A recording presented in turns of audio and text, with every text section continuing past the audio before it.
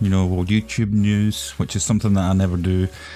But the reason I wanted to talk about it was because, not from the whole Twitter, like either you love him or you hate him, kind of thing, which is what a lot of people are doing. You know, people are like, oh, he was a bully, Leafy's a bully, you know what I mean, he deserved it, and other people saying, like, you know, calling outrage, like, can't believe Leafy's gone, you know, like, bring him back, fucking, there has been outcry on either side. The reason I wanted to talk about it though was because as a content creator, that shit is just dangerous, man.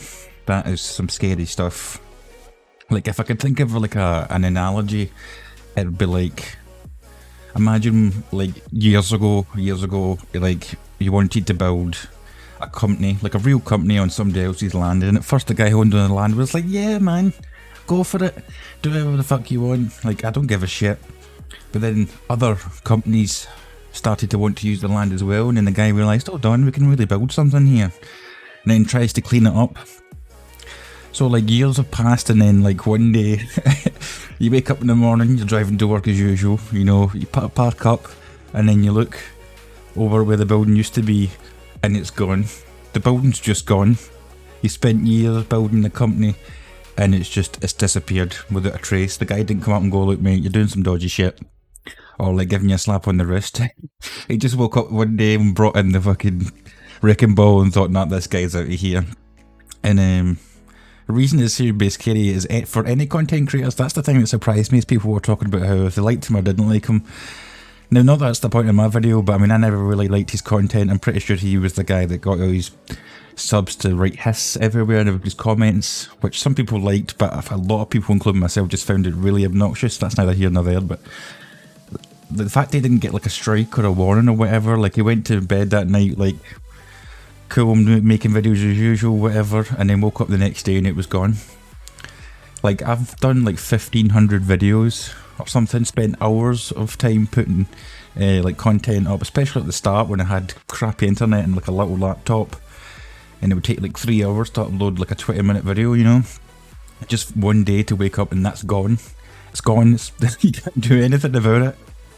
And then I was seeing people talk about how it was Pokimane who done it, like contacted YouTube and got them to take it down and all that, and I just knew that wasn't the case because YouTube is so off hands about it. Like, there's no way any content creator has that kind of power to like get somebody else's channel taken down like that, you know. It's just not going to happen.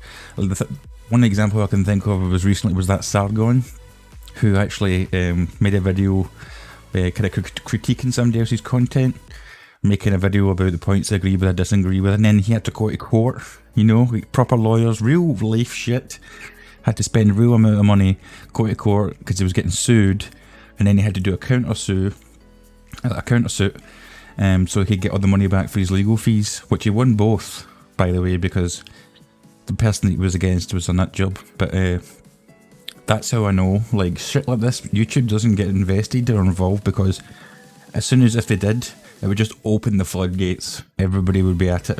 Every single person, but like who they didn't like somebody, contact YouTube, get the fans to contact YouTube, and it would just be a swarm. Whatever YouTube does now, which is not much, they'd be doing less, because all they'd be doing would be handling complaints from people all the time. So YouTube just says, nah, we're not touching it, we're not dealing with it. Now, whether it should be banned or not, I was thinking about it, and to make as many videos as he did, and say harassing, it was harassment. I mean, basically it's harassment. Every single video you make for like 2 months is just you putting Pokimane in the title. I mean, maybe not even talking about it, it was clickbait shit, probably some of it. But, I mean, you spent 2 months of your YouTube life just making videos with like somebody else's name in the fucking title. Like, come on man, like, you pushed the line there a bit. But the danger is, what becomes harassment? What is bullying?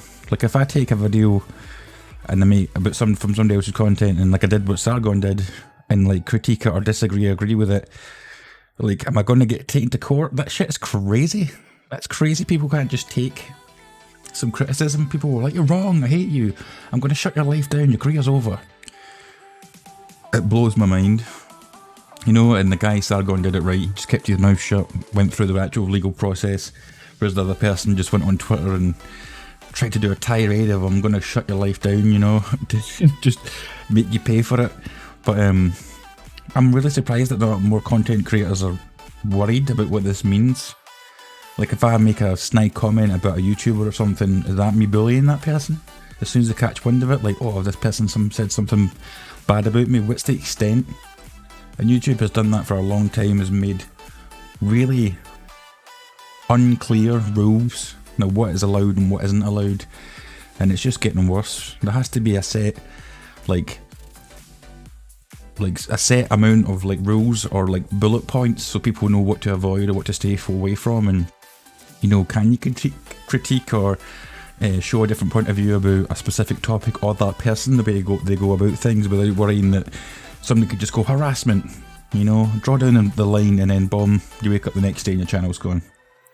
I think it's just really scary for a lot of people out there who, like myself, have spent years, I mean, not that I'm successful or anything by any means, but for people who this is their livelihood, you know, and not even that, like some people who obviously have made a lot of money and probably can be well off the rest of their life, but other people who are just getting the ball rolling, you know, and maybe switched to making YouTube full time like 2 weeks ago, and they're like, oh, made the jump, and then 2 weeks into doing YouTube full time, bang, the hammer comes down, you're out of here.